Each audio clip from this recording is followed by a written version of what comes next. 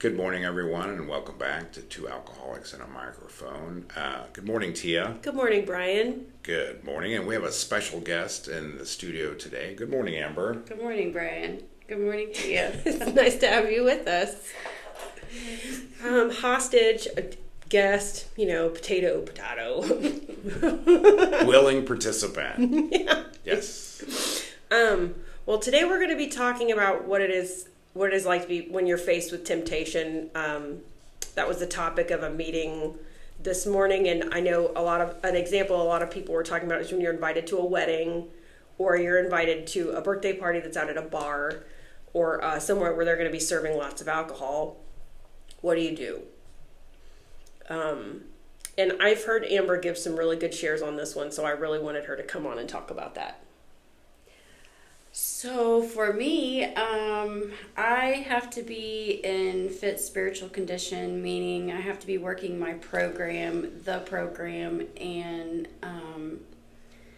know that I don't have the desire to drink, so anybody else drinking doesn't affect me like it used to. Like, I can go into a grocery store and walk by the alcohol and it not affect me anymore.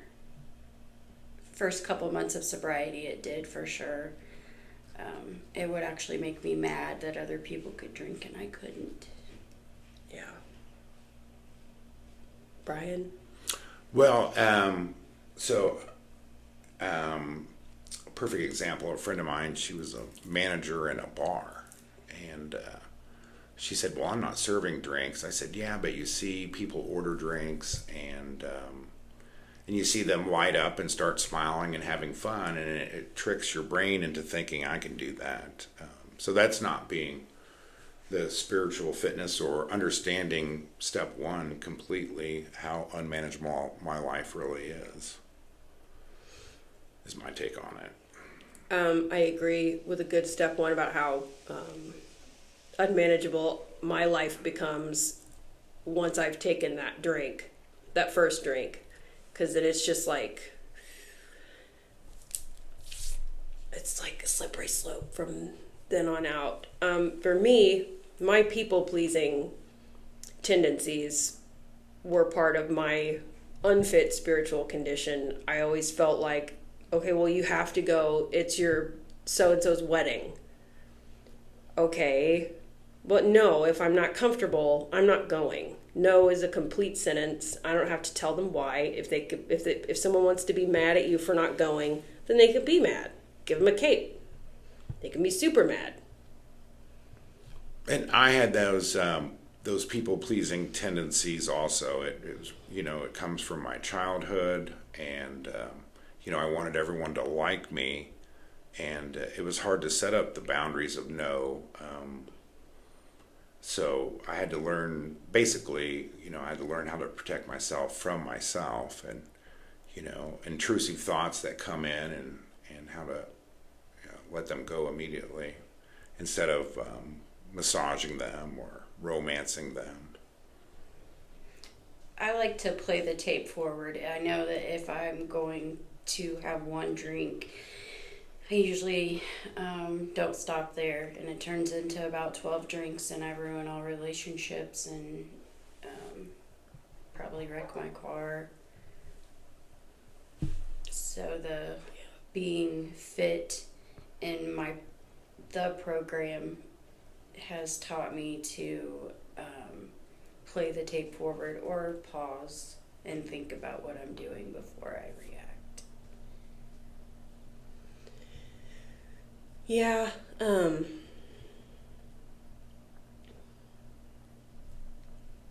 I was just now able to start going to bars, most recently with my colleague here, Brian. We went to go and see an 80s synth band, which turned out not to be an 80s synth band at all. But still, we got to see some pretty fun stuff.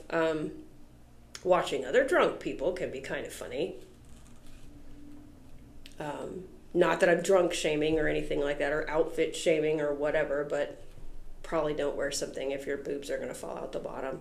Also, here's a great example, because at the nail salon, there was a bridal party, and they were all sipping mimosas, and they all looked like they were having such a good time in the pedicure chairs or whatever. And I was like, oh man, that looks like so much fun. And then one of them was so drunk that they peed in the chair. Mm. I was like, yeah, never mind. I guess that's Embarrassing. I guess that's really bad. So glad I'm not there. Well, I remember the first time I went to a bar, downtown Broad Ripple. Some girl came running up to me and she says, "Oh my gosh, there you are! You're like 20 minutes late," and I didn't even know this person. So it made me think of myself how out of character or just out of control is the better word for it. My life had become. Now I frequently go and see bands all the time. And that's where we need to establish that mindset where we're able to move freely, where alcohol is served, because it's everywhere. It's advertised on TV. Yes. It's romanticized on TV shows. The guy shows up with a hangover and the boss is like, it's okay. So Amber's not saying much today. Or it's like in humor, like, and it's like there's shows like It's Always Sunny in Philadelphia where they make it look fun to be part of the drunk crew. Well, they glamorize alcohol so well, and they put such a good spin on it. Like, I was actually a bartender for quite some time, and if I ever sent a drink out, I always tasted it first. So, Quality control. yeah, when you're on one side of the restaurant or the other, there's booze everywhere, and it makes it hard sometimes to even like go to a gas station because it's right there in front of you. But like It's at the pharmacy too. Like it's a CVS. Yeah, like I really honestly feel like that if you are really working a solid program, it just doesn't affect you. Like 3 months sober, I would get really angry that it would be on my show and they could put the drink down or like go to bed, and that was never me. So it definitely it upset me at first that I couldn't do the partying like they could and walk away and go to work the next day. I could only be completely wasted and hungover really bad the next day and regretting all situations. So, And probably I've ruined my life in less than one calendar week. yeah, my alcoholism was not pretty. And it's definitely not like TV. So, No. that's why I like to play the tape forward.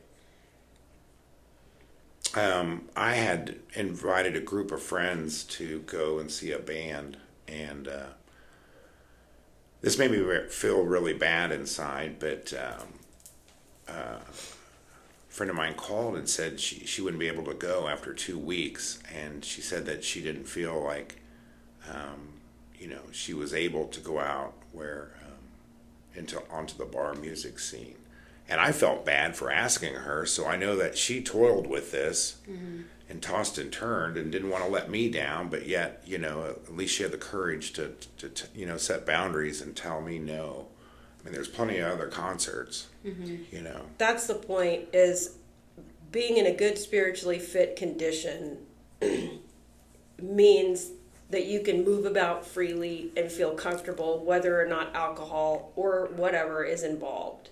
However, it also means that you can set a boundary. If you know that there's a place that you're not going to feel comfortable going, go through the drive-thru at CVS. Don't go in to go get your prescription. Go through the drive-thru so you don't have to walk down the booze aisle. Same at the grocery store. Now we have so many different services like Instacart and DoorDash. Have your groceries, and it's really not that much more expensive to just have your groceries delivered and not have to walk through the grocery store. If you don't feel like you can do that right now, or reach out to another alcoholic for help. Hey, will someone go grocery shopping with me? No, I don't want to go to your bachelor party and go participate in your debauchery. I mean, I would, but I can't. It's not healthy for me. And if they get mad at you, let them get mad. That's the hard part. That was the hard part for me, was people getting mad at me for trying to keep my sobriety intact and telling me I was selfish. Well, like you said, no is a complete sentence. In the beginning of my sobriety, I wasn't able to say no because I was such a people pleaser for so long. And I remember alcohol being at the forefront of the coffee maker in the morning when I lived with my parents. And it took me quite some time to ask them to put it away. And when I finally did, it was like just that one little step was a super big win for me in early sobriety. And if you do decide to go, make sure you have an exit plan always. Yeah. Some friends you can call, a reliable ride. I mean, these days it's super easy to have somebody text you or call you and tell you that there's some kind of an emergency and that you got to go or something, any kind of an exit strategy. If you're not comfortable saying, I have to leave now because I feel really uncomfortable, I think it helps to call another alcoholic before you go, just to let them know, hey, I'm going to be around alcohol this evening and I might be late. So if it's at all possible, can I call you whenever I leave? That's the cool thing about... Or if I need to leave. Right. That's the cool thing about the recovery community is that we are a community. And the first thing you should always do, in my opinion, the first thing I need to do is reach out to another alcoholic or addict when I'm feeling like I'm struggling. Like, I'll reach out to another alcoholic if I just have a minor inconvenience.